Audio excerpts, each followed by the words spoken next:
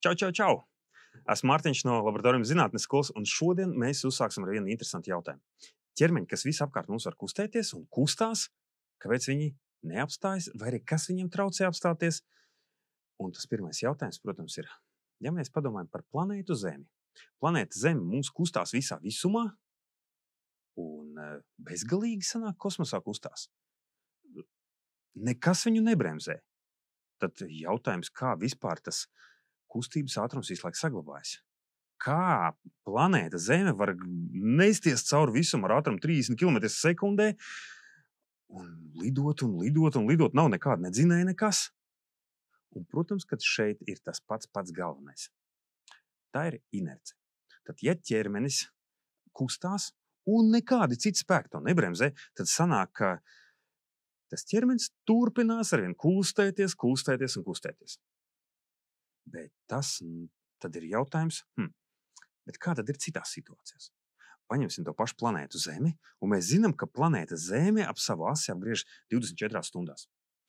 Ja paskatīties matemātiski izrēķināt, ekvatora garums ir 40,000 kilometri, un ja mēs parēķinām, tad izrādās, ka vienas stundas laikā pa ekvatoru pārvietojas 1667 km/h. Tas ir ātrāk nekā pasažieru lidmašīnas. Un tad uzreiz rodas jautājums, paga. Ja Zeme tik ātri kustās, tad kā lidmašīnas, kuras lidot ar ātrumu 900 km/h, kas ir mazāk, var gan vienā, gan otrā virzienā lidot. Jā, ap Zemi. Un nebremzēt nebūs tā, ka vienā virzienā ātri ir, un atpakaļ nekādīgi. Ja tā kā tur ir tas jautājums, kas tad īsti tur notiek? Jo, labi, ekvators ir ekvators, bet iedomājies, aizejot tad konkrēti Latvija, tad mums sanāk noteikti daudz tuvāk pašam Ziemeļpolam, ja starp ekvatoru un Ziemeļpolu, tad riņķa līnija, kuru veids Zeme, tieši sanāk tā Latvija, ap asi, ja rotācijas asi Zemei, vienas diennakts laikā, tad izrēķinot izrādās, ka šajā vietā ir 932 km/h, kā pasažieru lidmašīnai. Vienkārši tur sanāk riņķis ir mazāks, tāpēc arī ātrums ir mazāks nekā uz ekvatoru. Bet labi, izklausās tik, ok, bet cik tas ir metri sekundē? Pārēķinot tie ir, iedomājies, veseli 259 metri sekundē. 259, tas ir tā, ka ja mēs sajūtam vēju ar 50 metri sekundē, mums šķiet, ka spēt noturēties tik pie koka, lai mūs neaiznes. 259 metri sekundē, tas ir kāds ātrums. Bet es te stāvu, visas ēkas stāv, visi cilvēki, neviens nekur nelido. Un tur darbojas apmēram tas princips tāds pats. Iedomājies, ja vilciens, es domāju, ka ik viens ir braucis kādreiz vilcienā sēžot, var redzēt, kukaiņas lido, muša. Bet muša noteikti lido daudz lēnāk nekā vilciens. Un tad tā lido no vienas vietas uz otru, vēl uz priekšu, uz atpakaļ, un nekas tai netraucē. Tad izrādās, ka tieši tas darbojas pateicoties inercei. Jo arī gaiss iekšā vilcienā kustās līdz ar vilcienu, tieši tāpat gaiss apkārt planētai Zeme kustās līdzās. Jo, kosmosā nav nekādi berzes spēki, kad to varētu apstādināt. Tādēļ tas kustās līdzās ar tādu pašu ātrumu. Un tāpēc mēs nejūtam to ātrumu, mums šķiet, 259 metri sekundē, kur? Nav. Vienkārši mēs visi inercē kustamies līdz. Ja tiešām gadītos tā, ka Zeme pēkšņi apstātos, nedod Dievs, lai tā notiek. Ja, un fizikas likumi kā arī saka, ka tam tā nevajadzētu notikt. Tad uzreiz būtu 259 metri sekundē, viss, kas atrodas uz Zemi ar tādu ātrumu, sākt kustēties. Tas būtu milzīgs ātrums. Pirmais, ko mēs pārbaudīsim, tā ir inerce. Kas tā ir un kā tā darbojas? Un ar eksperimentiem man palīdzēs 6. klases skolēns Daniels. Nāc šurp! Labdien! Sveiks! Tā, esi gatavs? Jā. Tad, ko tu zini par inerci? Kas tā tāda ir? Tas ir, kad kustās masa. Kad kustās masa. Bet, rekur, man, piemēram, ir 2 ar numuriņu 1 un 2. Kinder surprise soliņus. Uzliksim 1, tad numuru 1, un tas ir 3 un 9. 3,9. Jā, tad mums sanāk nepilni 4 grami ir šis. Un tagad uzlieku 2. 86,25. 25, jā. Nu, skaties, tad mums atšķirība masā ir milzīga. Tad nepilni 4 grami, aizskrēja man, ja? Un tad šeit man ir 86 grami. Ja, tad man sanāk 20 reizes, pat vairāk kā 20 reizes atšķirība. Un, jā, šeit man sanāk ir tukša, kur es atveru vaļā. Ja, te man nekā nav. Bet savukārt šeit, ja es atveru, tad atversim vaļā, man ir 2 uzgriežņi. Lieli uzgriežņi. Un tāpēc masa man šeit ir lielāka. Un tagad pamēģināsim izdarīt tā. Tavs uzdevums paņemt ar šo te un uzpūst numuram 1 un numuram 2. Tas aizlidoja. Nu, stiprāk. Nu, viss jau galva sagriezās. Nu, redz, sanāk tā, ka numur 2 ir daudz masīvāks, un tas pretojās kustībai. Tad sanāk tā, ka mums noteikti, ja mēs gribam iekustināt 2, vajag daudz lielāku spēku. Bet tieši tāpat, ja mēs gribētu apstādināt, ja mums numur 1 un numur 2 lidotu, tad faktiski numur 1 varētu hops viegli apstādināt, numur 2 jau būtu daudz lielāk pretstība. Ja? Tā kā līdz ar to masīvāk priekšmet mums kustās uz priekšu.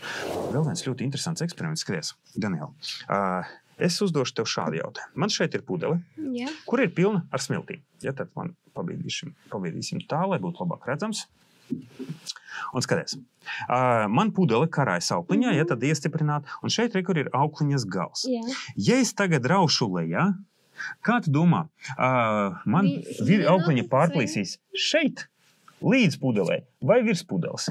Skaties, ja es rauju, tad es uz aukliņu darbošos kaut kādu spēku, pareizi? Vai pudele arī te ir kaut kāds smagums spēks? Nu tā, ir taisnība. Tad gravitācijas dēļ pudele tiek vilkt uz leju, un mums sanāk šeit aukliņa, uz to, kur darbosies lielāks spēks. Ja es skatos šī aukliņa līdz pudelē vai virs pudeles? Virs pudeles. Jo, pavisam vienkārši, tur ir lielāks spēks, ja, kas darbojas. Un līdz ar to, kā, ja es palielinu ar vien vairāk, šeit vienmēr būs lielāks spēks. Bet es parādīšu vienu ļoti interesantu lietu. Ja es paraušu ļoti strauji, nu tā ļoti strauji, tad faktiski sanāk, ka šeit aukliņa uz to darbosies spēks, bet inerces dēļ, kas man ir šeit, nepaspēs tas iedarboties šeit. Un tas nozīmē, faktiski sanāk tā, ja es raušu lēnām, ar vien palielināšu, tad vajadzētu saplīst tā kā teorētiski te. Bet, ja es strauji, tad vajadzētu līdz pudelēs. Es tagad strauji raušu aiz šīs aukliņas. Tā, lai man saplīst šī aukliņa, bet pudele paliek karājoties. Neskatoties uz to, ka te ir papildus spēks, kas darbosies, tad inerces dēļ pudele nedos iespēju tam spēkam tik ātri iedarboties. Ja? Tad es ņemu un tā. Gatavs? Jā. Ok. Redz, man aukliņa rekur noplīs, bet šeit paliek karājoties. Tagad pamēģināsim pielikt šito pašu aukliņu šeit klāt, un tagad es pamēģināšu raut lēnām, un rezultātā man vajadzētu sanākt, ka tomēr noplīst augšējā aukla. Gatavs? Skatāmies.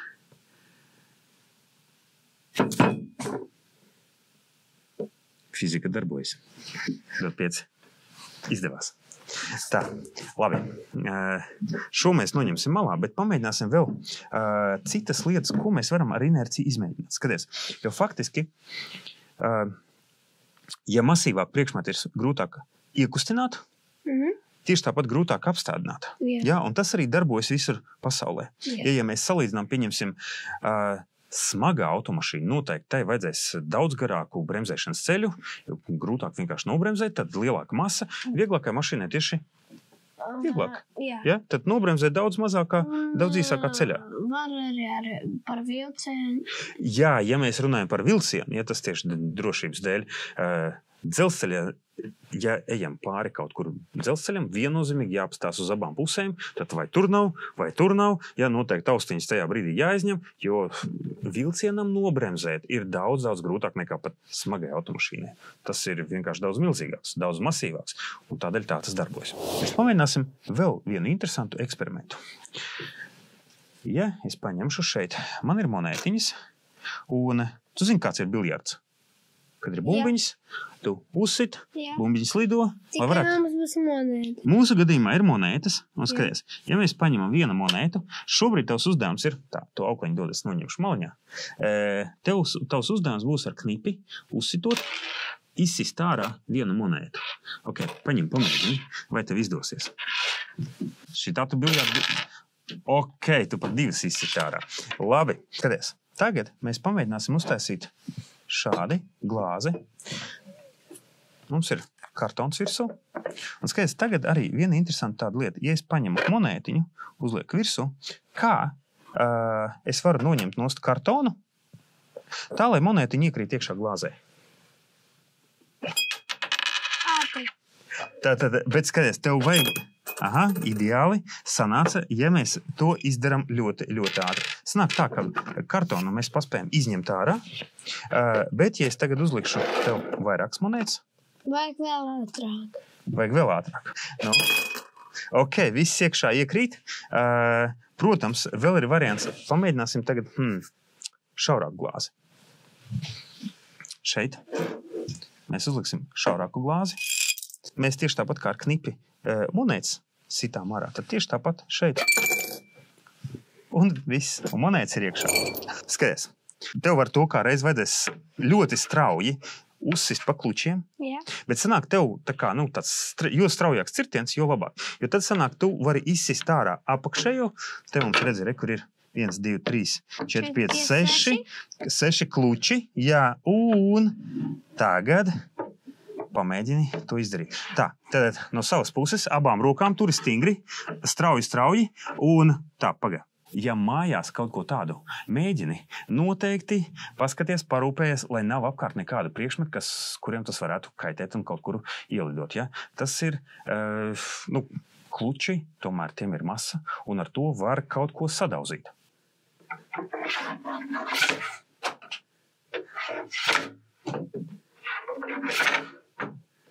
Aha.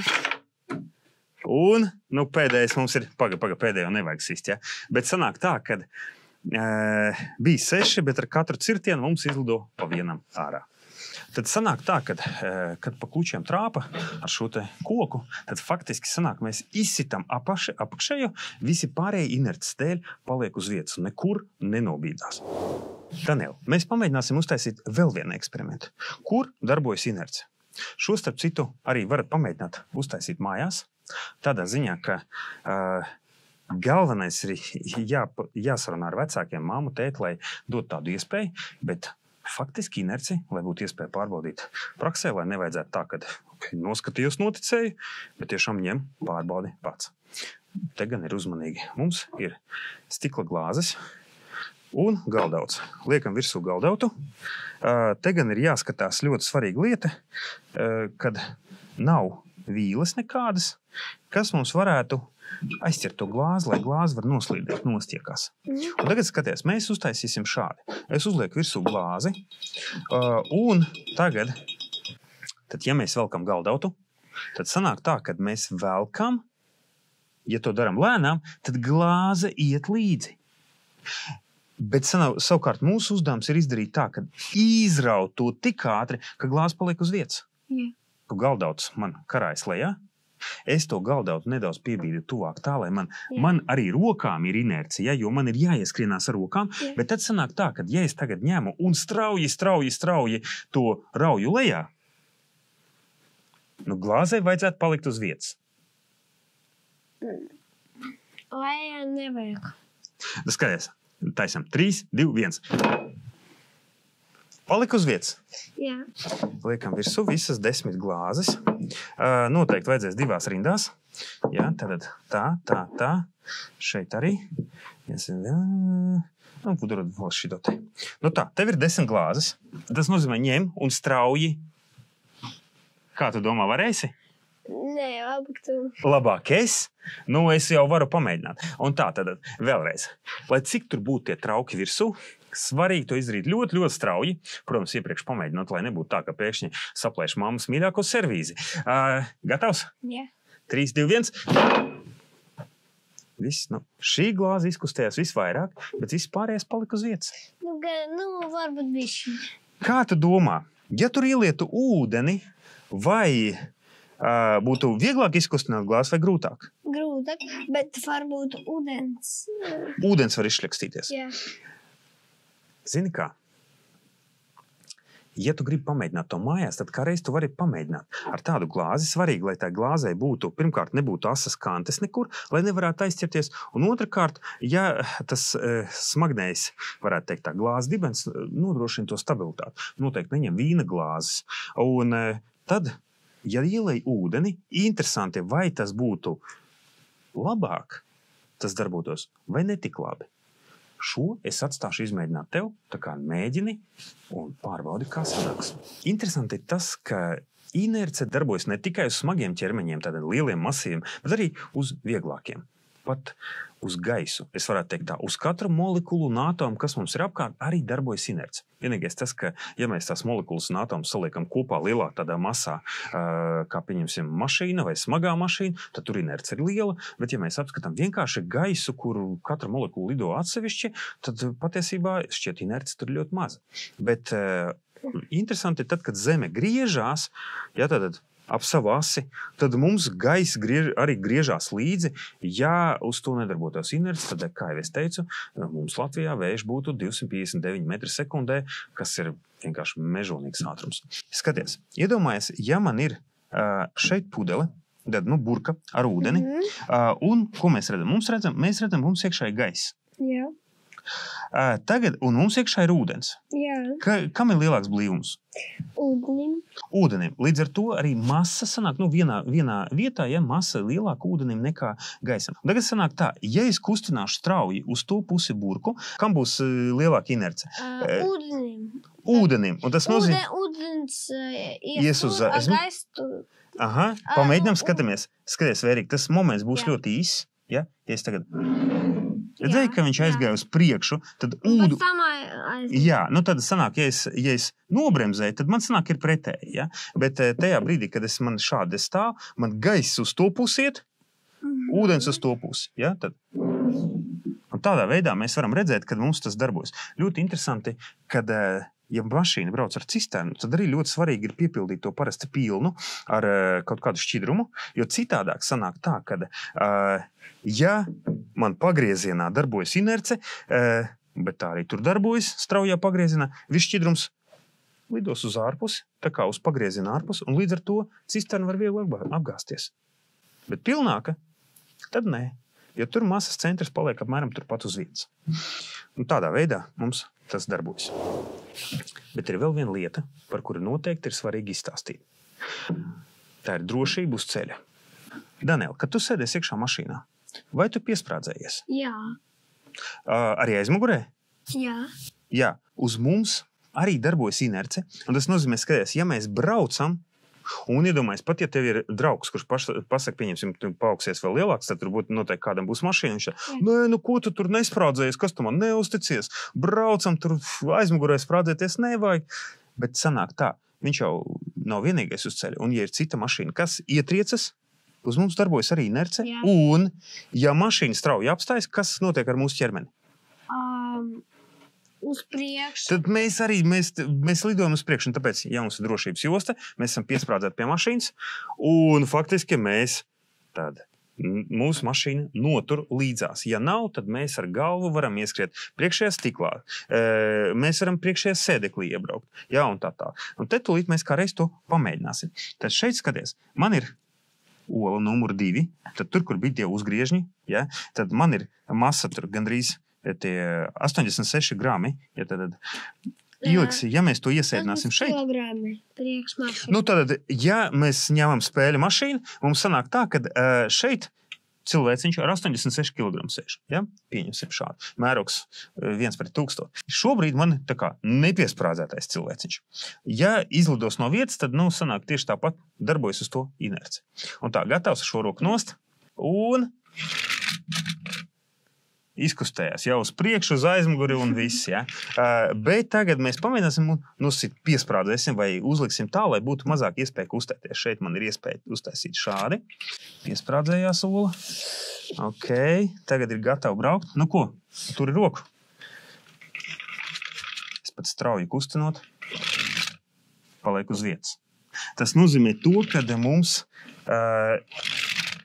paliek uz vietas tajā brīdī, ja esam piesprādzējušies. Īstenībā pat strauji bremzējot pie luksafora, arī mums sanāk tā, ka labi šoferis vēl turās pie stūres, bet vispārējie pasažieri, lai ja kas var, kā saka, viņiem nekas nenotiktu, tāpēc arī ir jāsprādzējas. Caur bagāžnieku olu izlien ārā, visi gatavi un tādi, es priecīgā, es dzīvu paliku.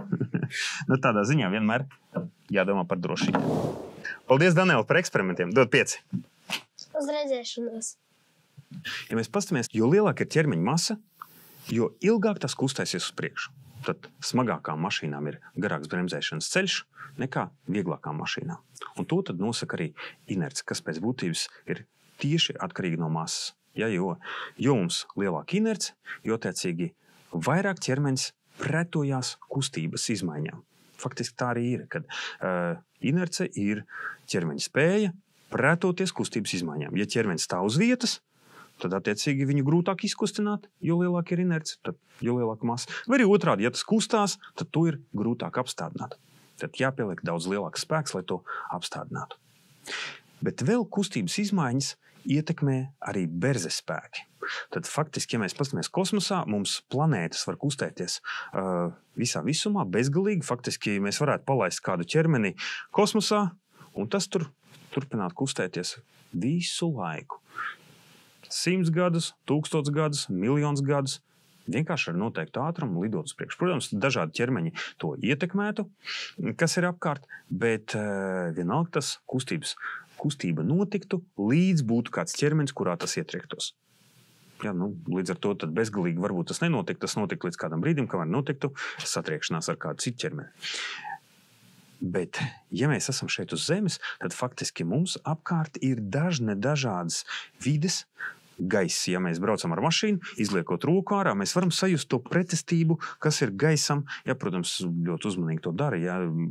Ja skaties tad ar tēti un māmu sarunā, lai nebūtu tā, ka izvelk, tas nav droši noteikti. Bet gaiss tas ir viens, un tieši tāpēc mašīnai mums nepieciešams visu laiku darbināt dzinēju, lai mašīna brauktu uz priekšu, jo darbojas berze. Bet tieši tāpat arī virsma, kas mums ir, pa kuru ķermenis brauc, arī faktiski berze nosaka, cik labi mēs varam nobremzēt. Tad, jo labāks riepas, jo labāk var nobremzēt. Starp citu, ļoti interesants fakts, kad iespējams esi dzirdējis, kad vasaras riepas ziemā noteikti nedara, jo ar tām var slīdēt daudz labāk. Jā, tāpēc ziemā noteikti vajag ziemas riepas. Bet kā ir vasarā? Tad izrādās, ka vasarā ar ziemas riepām arī tās ir pārāk mīkstas.